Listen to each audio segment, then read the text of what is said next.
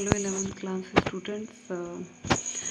हमें काफ़ी दिनों से सिलेबस से स्टार्ट करना था और ये चैप्टर 1 है हमारा getting started with Python.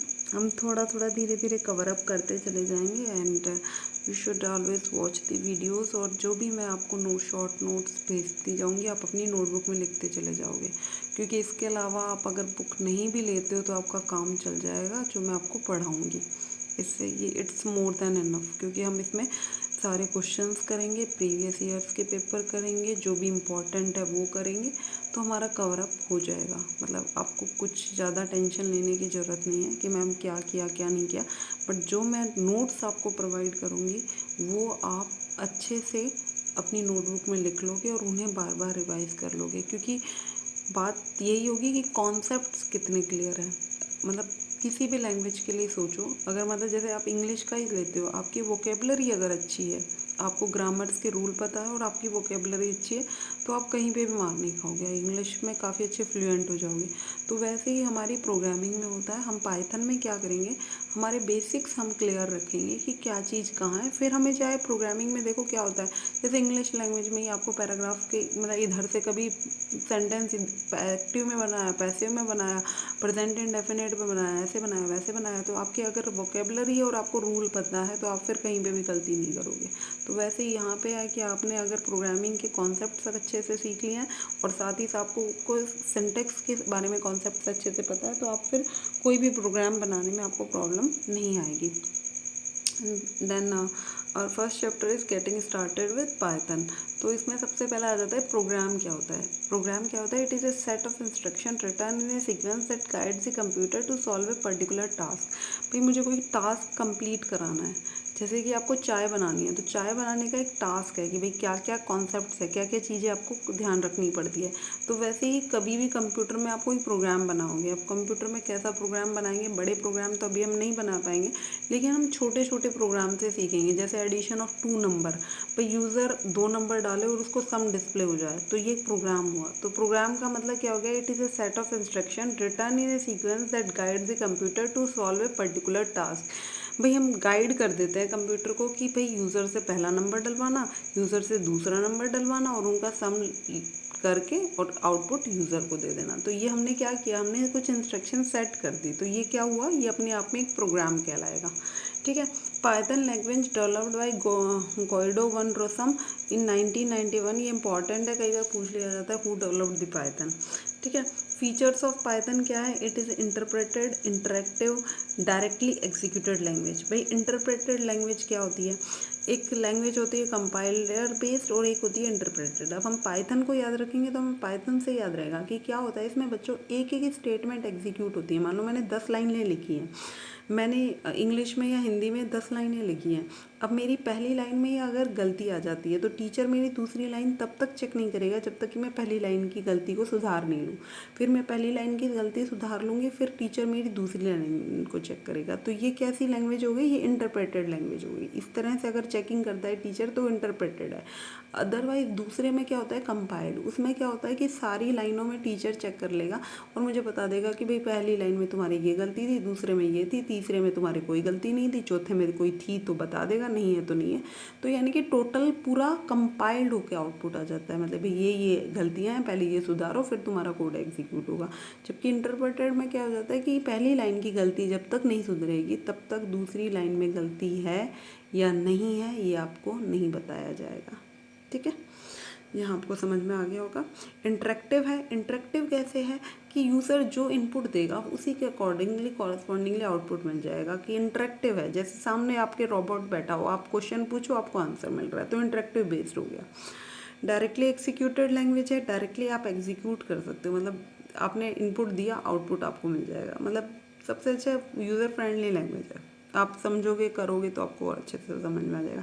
Object oriented programming language है। ऑब्जेक्ट ओरिएंटेड प्रोग्रामिंग लैंग्वेज और प्रोसीजरल प्रोग्रामिंग लैंग्वेज में क्या डिफरेंस है बच्चों। ऑब्जेक्ट ओरिएंटेड में आप इनपुट देते हो, एक कोड बनाते हो और आपको आउटपुट मिल जाता है। अब वो कोड कैसे क्या काम कर रहा है, जैसे कि आप ये देख लो कि कॉफ़ी मेकिंग मशीन होती है, आप क्या करते हो, अपना कॉइन डालते हो, बटन प्रेस करते हो, आपको कॉफ़ी मिल जाती है। कॉफ़ी उसने कैसे बनाई ये आपको जानने की ज़रूरत नहीं पड़ती, आपने अपना काम किया हो गया। बस। तो यहाँ पे भी क्या होता है, ये भी ऑब्जेक्ट ओरिएंटेड। अब इसमें ये नहीं है कि एक प्रोग्राम आप नहीं लिखोगे, प्रोग्राम आप ही लिखोगे, लेकिन प्रोग्राम में ये लाइन ये काम कर रही है। अब आपको इसके अंदर झांकने की ज़रूरत नहीं है कि ये लाइन कैसे ये काम कर रही है, ये काम ना करके ये काम क्यों नहीं कर रही है। तो ये सब नहीं जानना है आपको, सिर्फ आपको वो लाइनें यूज़ करनी है और अपना कोड को चलाना है। तो इसका मतलब आपको समझ में आ गया होगा कि भाई चीज़ों के अंदर की बेसिक्स की आपकी ज़रूरत नहीं है, आपको सिर्फ चीज़ों को यूज़ करना आना चाहिए कि कौन सी चीज़ कब यूज़ होगी। भाई जब मुझे चाय बनानी है तो चाय वाली मशीन चाहिए, जब कॉफ़ी बनानी है तो कॉफ़ी वाली मशीन चाहिए, सीधी सी एक बात है। तो ये भी चीज़ अगर समझ में आ गई है तो फिर आपको पता चल गया है कि ऑब्जेक्ट ओरिएंटेड प्रोग्रामिंग लैंग्वेज है। बट बेसिकली प्लीज़ मैं जो आपको एग्जांपल्स देती हूँ ये सिर्फ आपके समझने के लेवल पे लेती हूँ, तो इसीलिए इनको आप आंसर में नहीं लिख के आओगे, लेकिन आपको कॉन्सेप्ट्स में आपको समझ में आ जाना चाहिए कि जो फंक्शन जिस काम के लिए होता है हम उसको कॉल करा लेते हैं और हमें उसके अंदर झांकने की ज़रूरत नहीं होती कि वो कैसे काम करेगा या नहीं करेगा। ठीक है। It support GUI। GUI क्या होता है भाई, जैसे अब देखो एक रूम होता है उसमें काफ़ी सारे सुंदर सुंदर सब कुछ है। तो मतलब जैसे फ्लावर के आपने डायग्राम मुझे दे दिया और एक आप मुझे लिख के दे दो फ्लावर। अब जिसमें डायग्राम है मुझे अच्छे से समझ में आ गया कि भाई ये फ्लावर था, ये आंट थी। मतलब एक डायग्राम के थ्रू हम जल्दी पिकअप करते हैं। छोटे बच्चे को आप डायग्राम से समझाते हैं, सबसे पहले आप उसकी बुक्स में देखा करो कितने सारे रंग, मतलब सारे रंग भरे हुए रहते हैं, हर एक चीज़ के लिए रंग है। तो मतलब उसका डायग्राम होता है, तो डायग्राम अच्छे से समझ में आता है। इसमें आप अब MS वर्ड में देखो, कट के लिए सीजर बनी आएगी, कॉपी के लिए एक क्लिपबोर्ड बनाएगा, पेस्ट के लिए क्लिपबोर्ड के ऊपर एक कागज़ बना हुआ आएगा। तो ये क्या हुआ कि भाई समझ में आ रहा है कि ये काम कर रहा है, मुझे अंदर की चीज़ें याद रखने की ज़रूरत नहीं है। तो वैसे ही हमारा पाइथन भी GUI बेस्ड है। ठीक है। It is compatible with other languages like C++, core, Java. यानी कि कंपेटेबल है कि इसका कोड आप आसानी से दूसरी लैंग्वेज में कन्वर्ट कर सकते हो, आपको प्रॉब्लम नहीं आएगी। आपको सिर्फ सिंटेक्स में समझ में आना चाहिए कि जैसे लैंग्वेजेस होती है, भाई हिंदी को इंग्लिश में करना है, इंग्लिश को हिंदी में करना है, प्रॉब्लम आएगी। लेकिन यहाँ पे आपको सिर्फ कोडिंग बहुत आसानी से कन्वर्ट हो जाएगी, सिर्फ आपको फंक्शंस चेंज करने पड़ेंगे। It is use for both scientific और नॉन साइंटिफिक प्रोग्रामिंग में। तो साइंटिफिक प्रोग्राम्स हो जाते हैं और साइंस बेस्ड प्रोग्राम हो जाते हैं, उनमें भी यूज़ हो जाता है और नॉन साइंटिफिक में भी। एडवांटेजेस ऑफ पाइथन क्या है, प्लेटफॉर्म इंडिपेंडेंट है। भाई आपने विंडो में डाल दिया, आपने 2000 में डाल दिया, आपने XP में डाल दिया, सभी में चलेगा पाइथन का कोड, कोई एरर आएगा ही नहीं। यानी कि एक में डाला आपने, एक आपके सिस्टम में मान लो विंडो 2000 थी, मेरे में XP थी, आपने वो प्रोग्राम मेरे में लेके आए तो चल जाएगा। जबकि C++ के साथ और सभी लैंग्वेजेस के साथ प्रॉब्लम आती थी, इसके साथ ये प्रॉब्लम नहीं आएगी। लेस लर्निंग टाइम, आसानी से समझ में आएगा। GUI प्रोग्रामिंग है, मैंने अभी बताया था कि भाई सारे आइकन्स बने हुए होंगे, आपको समझ में आ जाएगा कि कौन सा आइकन किस काम के लिए। भाई इनपुट फंक्शन है, इनपुट कराने के लिए, प्रिंट फंक्शन है, भाई प्रिंट कराने के लिए, यानी कि सारा GUI बेस्ड हो गया। ठीक है। पाइथन IDLE को सपोर्ट करता है। बच्चों ये क्वेश्चन मोस्टली पूछ लिया जाता है कि IDLE होता क्या है। इंटीग्रेटेड डेवलपमेंट लर्निंग एनवायरनमेंट होता है जिसको पाइथन सपोर्ट करता है। इंटीग्रेटेड है भाई, मतलब बहुत ही आसानी से समझने के लिए जो इम्पोर्टेंट चीज़ है वो डाल रखे। डेवलपमेंट लर्निंग एनवायरनमेंट कि आप बहुत आसानी से लर्न कर पाते हो, इसको याद कर पाते हो।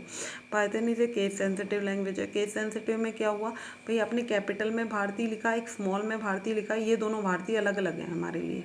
तो यानी कि आपको क्या समझ में आया कि मैम जब भी इसमें केस सेंसिटिव है, आपने एक कैपिटल में भारतीय लिखी, एक स्मॉल में भारतीय लिखी है, ये दोनों भारतीयाँ अलग हैं। जबकि हमारे लिए दोनों भारतीय एक, मतलब अगर मेरे नाम को मैं ऐसे लिखूँ वैसे लिखूँ, मैं एक ही समझूंगी।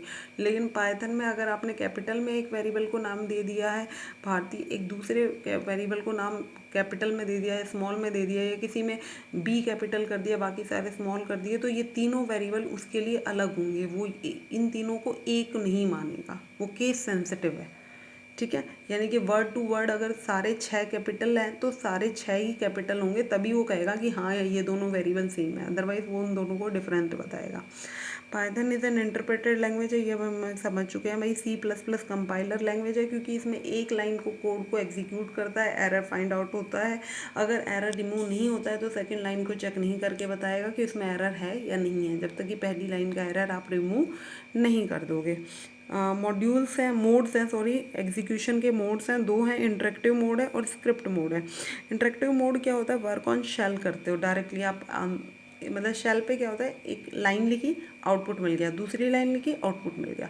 जबकि स्क्रिप्ट मोड में क्या होता है बच्चों कि आप जैसे सम ऑफ 2 नंबर है तो अब आपको 2 नंबर एंटर कराना है, तो ये यानी कि पहला नंबर एंटर कराओगे, दूसरा कराओगे, तो यानी कि जब हमें एक प्रोग्राम बनाना होता है जिसमें मैम हमें 2, 3 या 4 या 5 लाइनें लिखनी है तो हम स्क्रिप्ट मोड में जाते हैं। लेकिन जब हमें सीधा प्रिंट कराना है 2+5 क्या होता है तो वो आंसर दे देगा 6, तो हमारा कौन सा मोड हो जाएगा, वो इंटरेक्टिव मोड हो जाएगा। जबकि मुझे अगर 2 नंबर का सम कराना है या 2 नंबर का सब्ट्रैक्शन कराना है तो मैं फिर कौन सा प्रोग्रामिंग लेवल यूज़ कर लूँगी, स्क्रिप्ट मोड। इसमें फाइल हमारी .py एक्सटेंशन से सेव होती है स्क्रिप्ट मोड के अंदर, और फिर उसके बाद हम उसको एग्जीक्यूट कर देते हैं। Okay, thank you.